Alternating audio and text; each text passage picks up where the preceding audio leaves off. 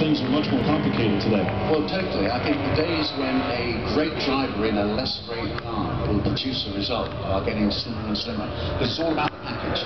The engine, the chassis, the driver, the team, the aero package is so important. And if they're not all in place, absolutely spot in place, it's almost impossible to win.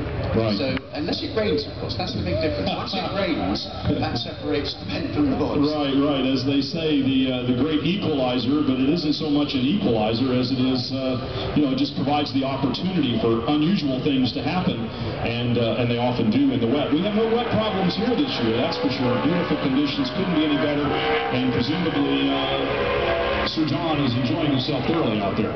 Well, there he goes. Look, I mean, he's coming up, he's 77 years old. 77 years old, and he's blatting along on that MV Augusta, not going as swiftly as he did in period, but he's not hanging around, that's for sure. No, indeed. He would be right at home, no doubt, out there on one of the grids, and that bike would be a pretty formidable setup against some of the guys that are out here racing this weekend as well. Now, you know a lot about motorsports history. Tell me, is it true that Dan Gurney, it was the guy that came up with the champagne spraying on the podium? He's given credit for that, no doubt, but is there a little story that goes along with it, maybe? Well, I don't think there's any evidence that anybody else deliberately did what Dan which is to get hold of a perfectly healthy bottle of champagne, shake the hell out of it, and then waste